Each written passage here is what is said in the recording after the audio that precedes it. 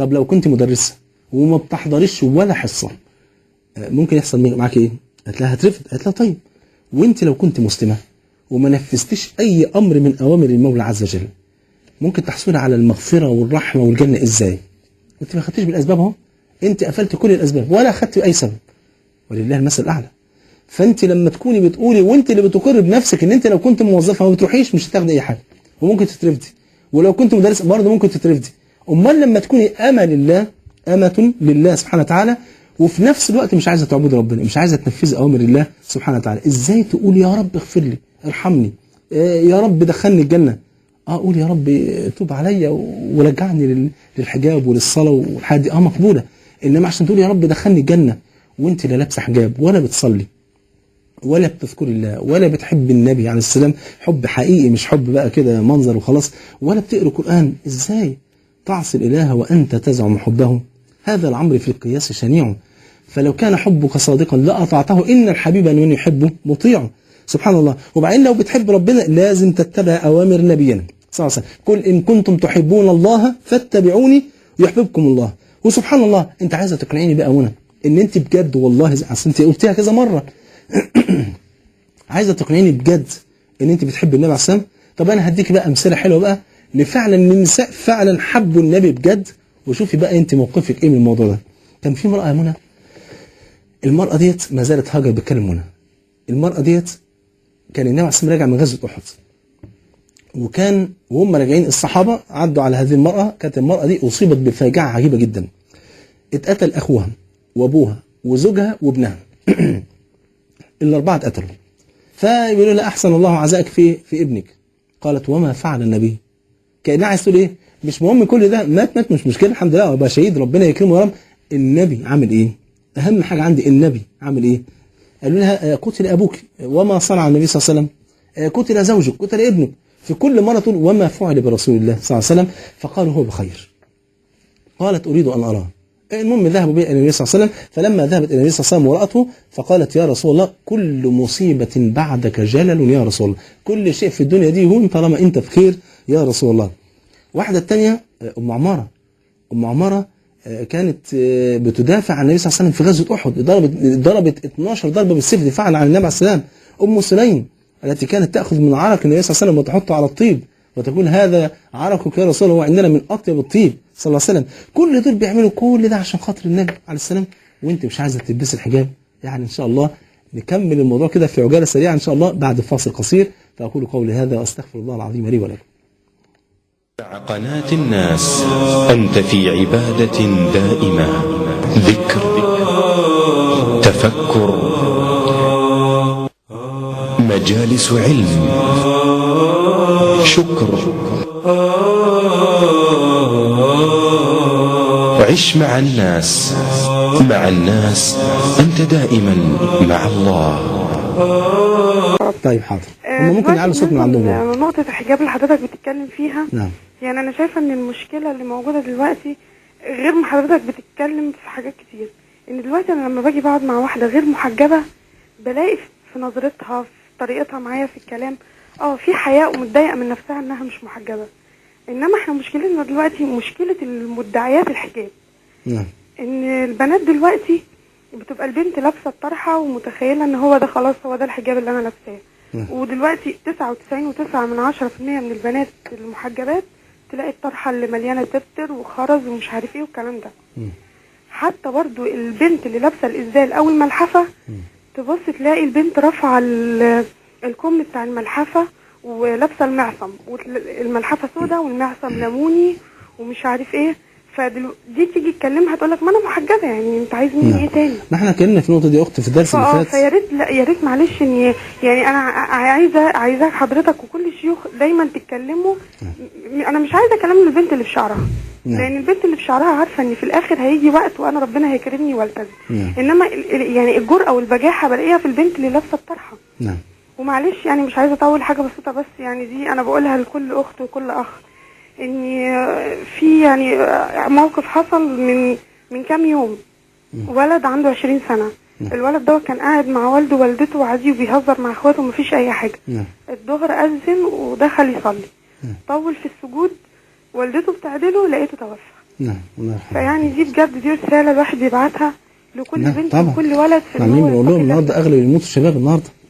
ربنا يحفظك ويبارك فيك. طبعا احنا قلنا في الدرس اللي فات ان في حجابات شكلها مش متظبط خالص بالمره، لكن احنا قلنا احنا بنؤمن من مبدا التدرج، ان واحده لسه لابسه ستريتش وبادي ومش هقدر البسها النهارده حجاب متكامل. طبعا بنقول لها جزاك الله خير على الخطوه اللي انت عملتيها وكملي، ما توقفيش عند كده ولازم تكملي.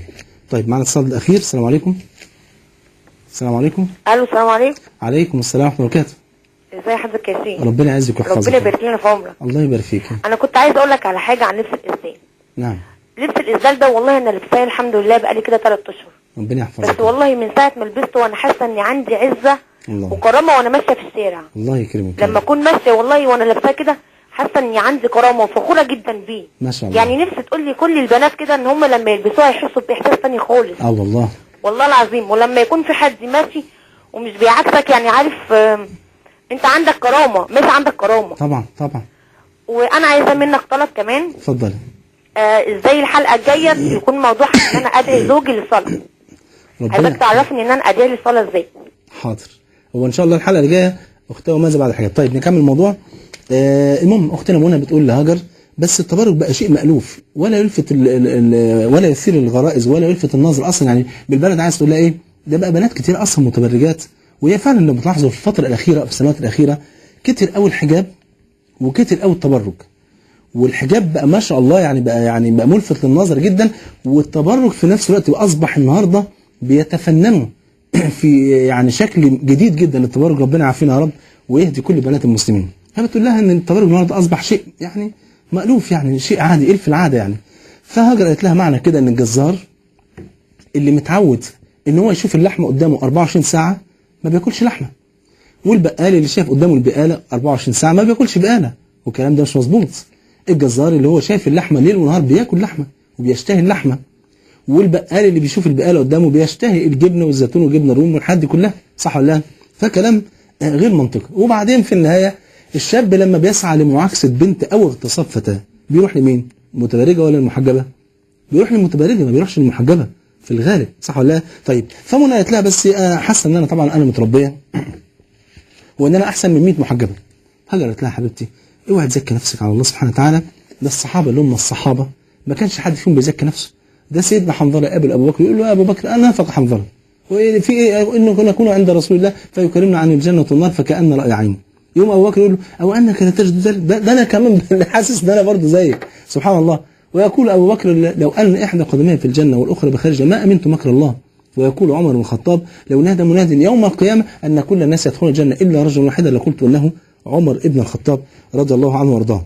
منى بتقول لها بس في بنات يا هاجر بيتداروا في الحجاب. قالت لها خلاص يبقى لو اخطا الطبيب يبقى نلغي مهنه الطب، ولو مدرس غلط يبقى نلغي مهنه التدريس، ولو واحد اتجوز وعامل وزوجته حب مش كويس تمام يبقى نلغي الجواز خالص بالمره، صح ولا لا؟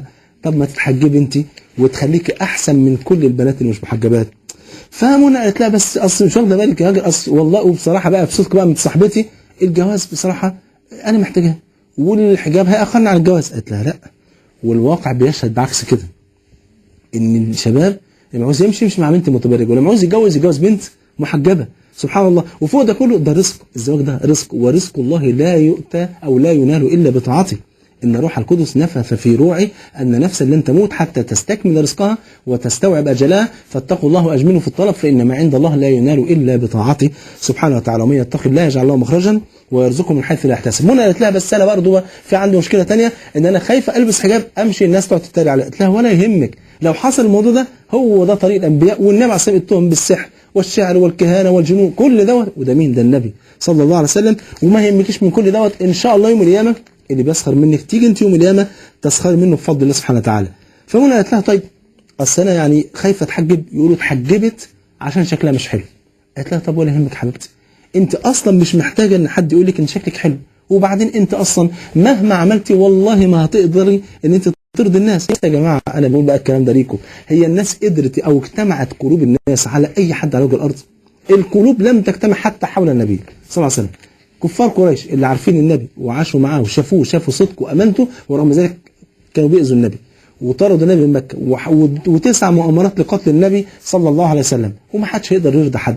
كما يحكى في القصص النوادر ان جحا كان ماشي في يوم من الايام هو وابنه، وكان حالتهم حمار واحد. فالمهم ركبوا هم الاثنين على الحمار.